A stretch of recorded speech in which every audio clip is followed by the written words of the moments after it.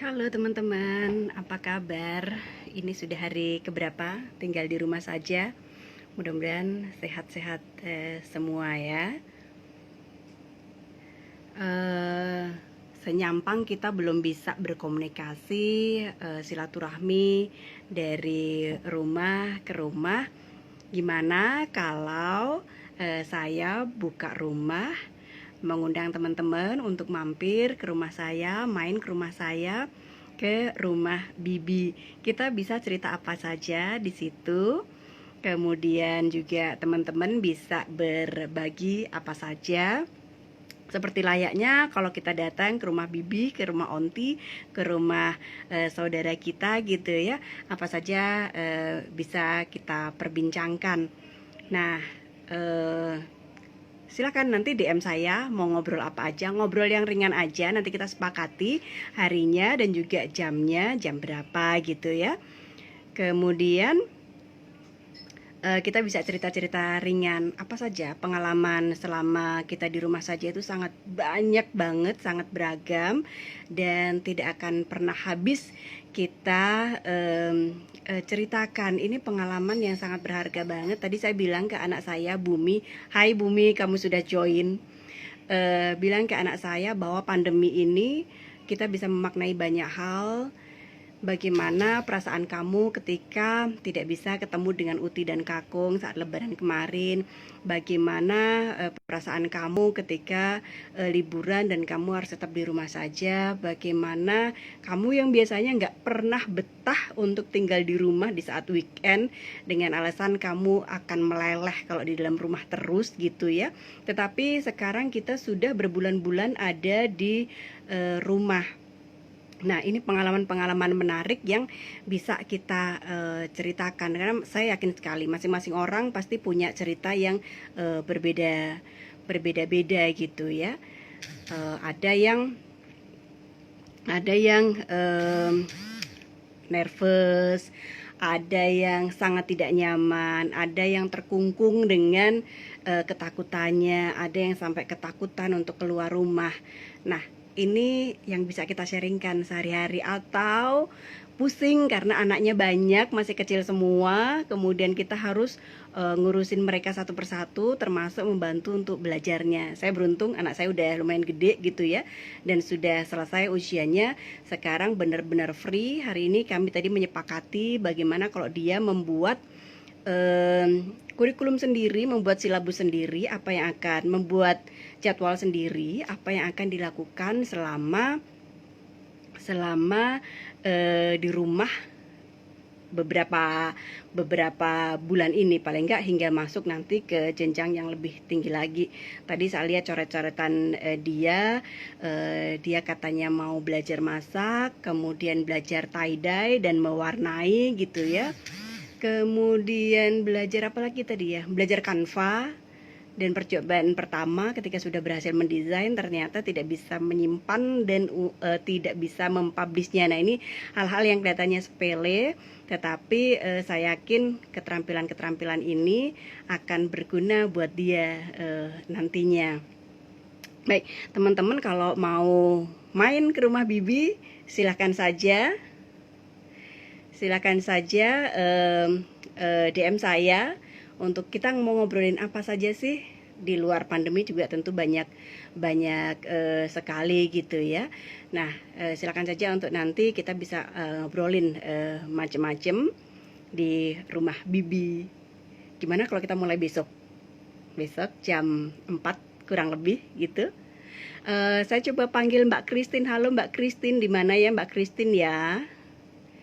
Kok belum muncul? Katanya Mbak Christine mau main ke rumah Bibi ini. Oh ya, panggilan Bibi ini sebetulnya banyak disampaikan oleh teman-teman wartawan. Kemudian juga teman-teman terdekat saya biasanya manggil, hai Bibi, Bibi, Bibi Emi gitu ya. Ini menyenangkan karena ketika saya datang ke rumah Bunda Sleng, siapa namanya aku kok lupa tiba-tiba. Mereka memanggil saudara laki-laki dan saudara perempuannya dengan sebutan paman dan bibi. Tadinya agak, kok aneh ya, mereka yang begitu famous, begitu apa namanya, begitu em, terkenal gitu, tapi ternyata panggilan untuk saudara-saudara mereka yang lebih tua, mereka keponakan-keponakannya tidak memanggil om dan tante, tetapi memanggil dengan paman dan bibi. Nah, ini menarik, dan kemudian juga teman-teman dekat saya memanggil dengan sebutan bibi. Jadi silakan saja kalau nanti teman-teman mau bercerita, kita ngobrol-ngobrol di sini di rumah bibi gitu ya. Kita bisa cerita apa saja, cerita pengalaman apa saja. Baik, sambil nunggu Mbak Christine nih. Mbak Christine, di manakah dirimu?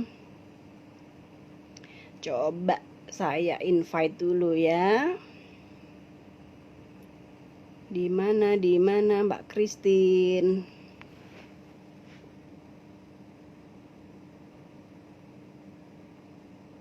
Oke, nanti kita coba lagi untuk ketemu dengan Mbak Christine, dan juga ada beberapa teman nanti akan main juga ke rumah Bibi, ceritanya cerita-cerita sederhana. Ada teman-teman deket yang akan cerita tentang es podeng jadul gitu ya. Es podeng jadul ya, kangen nih karena pada waktu Lebaran kemarin, pada saat kita makan opor, kemudian menyiapkan apa namanya, ketupat, justru ada satu teman saya yang membuat es podeng jadul, es podeng manten katanya. Sangat sederhana, dari kolang-kaling yang diwarnai gitu ya. Nah, nanti ceritanya bagaimana kok dia bisa kepikiran untuk membuat es podeng jadul. Apakah sebetulnya ini implementasi dari rasa rindu pada orang tuanya yang nggak bisa dikunjungi? Halo Mbak Rofika, apa kabar? Kapan-kapan main ke rumah Bibi ya Mbak Rofika ya. Kita bisa cerita macam-macam nih nanti. Halo Mbak Christine, ini udah kutunggu-tunggu dari tadi nih Mbak Christine. Halo, halo, halo. Mbak Christine, bisa mendengar saya kah? Hai, apa Halo Christine. kabar? Halo. Baik. Apa kabar Mbak Christine? Sehat, sehat, semangat, tetap Sehat semangat. ya? Tetap semangat, tetap semangat.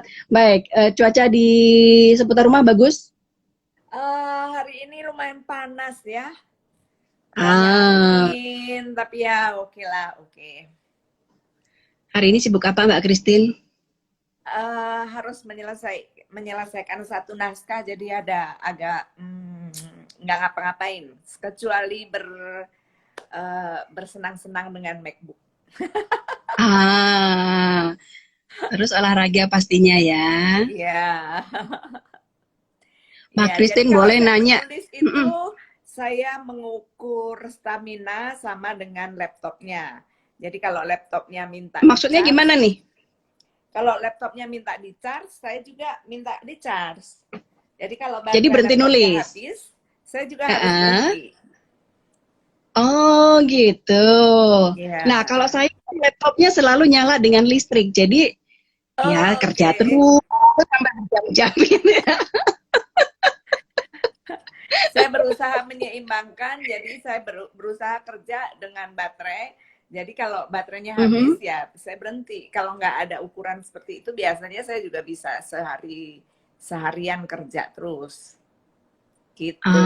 Kalau kalau listrik tetap nyantel Iya, di laptop iya, ya, gitu. iya. Oke, oke, oke. Tapi Mbak Christine, kalau nulis gitu nunggu mood nggak sih? Enggak ya, nggak boleh nunggu mood kalau penulis. Oh gitu, Nulis itu nggak kayak soal seniman gitu disiplin, dong? ya. Oh, nggak kayak seniman gitu dong? Enggak ya, karena saya rasa seniman pun disiplinnya sangat tinggi ya. Artinya kalau Oke, nggak nunggu mood gitu iya, ya? iya nggak bisa mut-mutan. Karena kalau mut-mutan nanti nggak selesai kerjaan. Jadi Mbak Christine mulainya jam berapa nih kalau nulis? Pagi jam 5 pagi saya udah Mm-mm, mulai nulis itu mm-mm, pas seger-segernya gitu. Jadi kalau mau menuliskan kan kita tahu ya kalau menulis itu ada bagian yang sulit, ada yang mm-mm. gampang, tinggal lancar gitu aja. Nah, bagian yang sulit itu biasanya saya kerjakan pagi hari. Pas masih Ah, oke. fresh, masih seger, Mm-mm, tidak mm-mm. banyak gangguan. Nah, di situ saya kerjakan tuh pagi-pagi. Oh, jadi rutin nih mulai jam 5 sebelum ayam berkokok sudah di depan laptop. Iya, ayamnya berkokok lebih pagi sekarang. Lebih pagi. Iya, karena itu klub bangun pagi ayamnya. Oh iya, oh iya, kita di klub yang sama nih. Iya, Klub betul bangun betul pagi. betul betul. Iya, iya, iya. Ngomong-ngomong klub bangun pagi ini, Mbak Christine terinspirasi dari mana sih klub bangun pagi jam 5 ini? Siapa tahu kita Eh, juga bisa mengundang teman nih nanti. iya, jadi sebetulnya kebetulan bukunya nggak ada. Sebetulnya Mm-mm, apa namanya itu kan memang seger ya kalau kita bangun pagi dan nggak tahu kenapa saya memang bener. terbiasa bangun pagi dari kecil. Pokoknya Mm-mm, mau tidur jam berapapun paling lambat jam 6 itu udah bangun, soal nanti tidur lagi mm-mm. ya nggak persoalan gitu. Nah, tapi kemudian setelah dirasa-rasa memang bangun pagi itu jauh lebih banyak manfaatnya daripada bangun siang. Nah, kemudian ada bukunya Robin Sharma itu yang Mm-mm. judulnya 5 EM gitu. Nah, setelah dibaca Club itu 5 EM. banyak hal yang bisa kita peroleh kalau kita bangun pagi jam 5 pagi gitu. Nah, rasanya sih di klub bangun pagi kita saya akan sharing tiap hari tuh kutipan-kutipan Gitu ya, dari apa yang dikatakan Robin Robin Sharma. Sharma.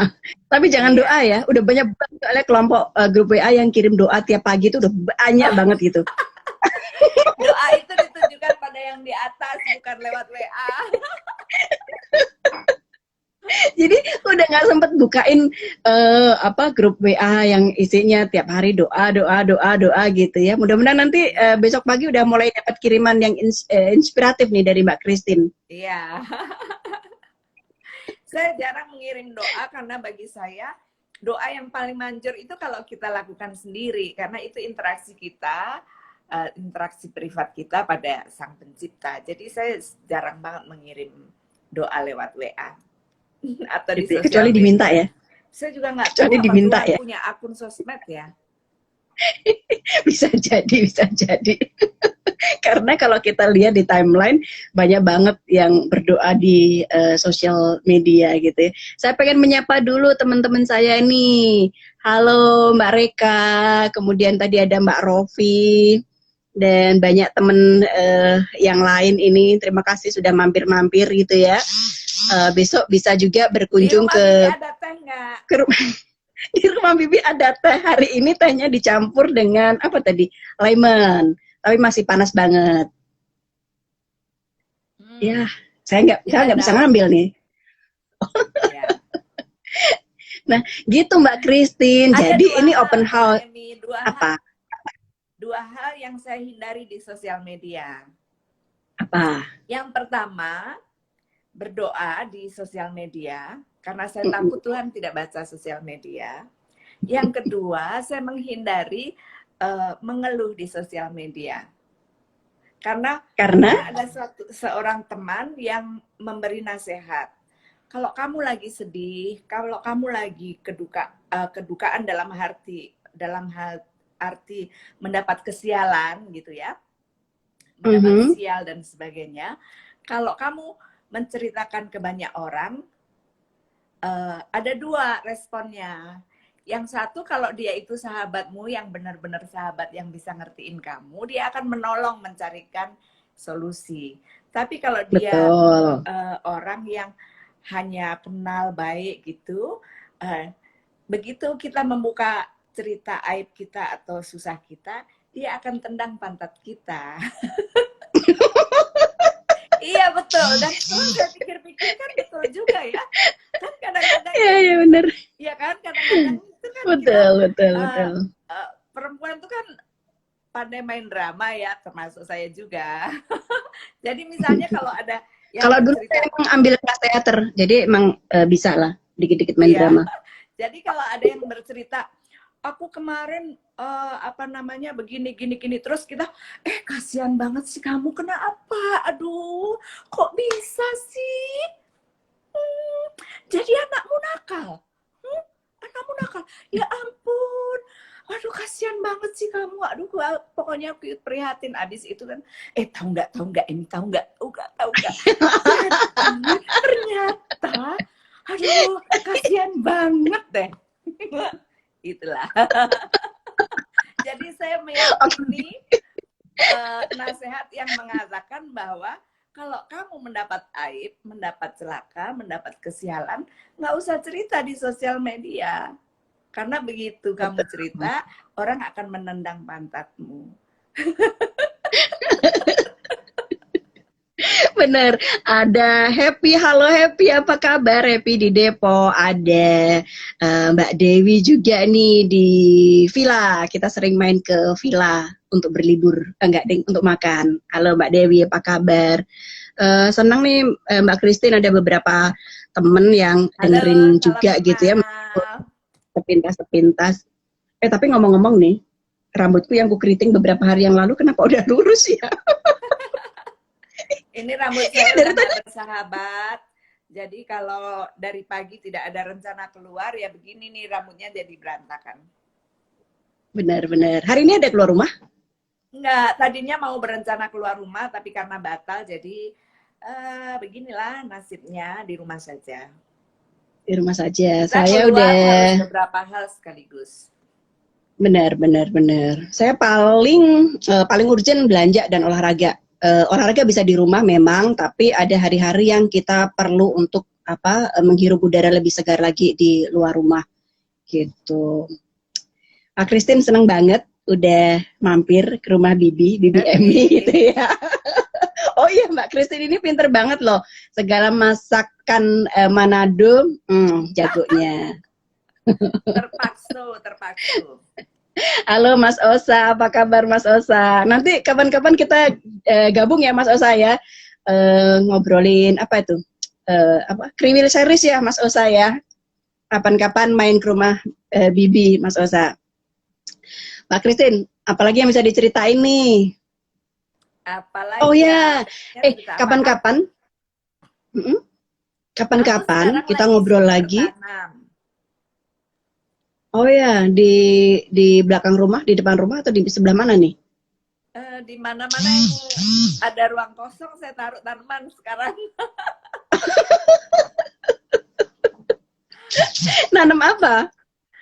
Dapat bibit apa lagi? Terakhir ini anakku membelikan bunga mawar dan bunga sepatu. Lokal. Mawar lokal. Nggak tahu lokal atau enggak ya, tapi sepertinya bakal menjadi bunga yang sangat indah. Iya, karena anak yang beliin ya. Oh ya, masih janji loh mau kirim saya itu loh. Pohon jinten hitam. Pohon jinten hitam. Nanti saya kirim. Oh, asik. Jangan, gak usah dikirim. Nanti kalau masa apa, aku datang. Ambil aja ya. Thank you Mbak Christine ya. Oke, sampai ketemu. Nanti kapan-kapan ketemu lagi. Seneng karena kita nggak bisa saling bersilaturahmi dari rumah ke rumah. Paling nggak ini ngobatin kangen kita ya Mbak Christine ya. Iya, Thank you. Bye. Thank you ya teman-teman.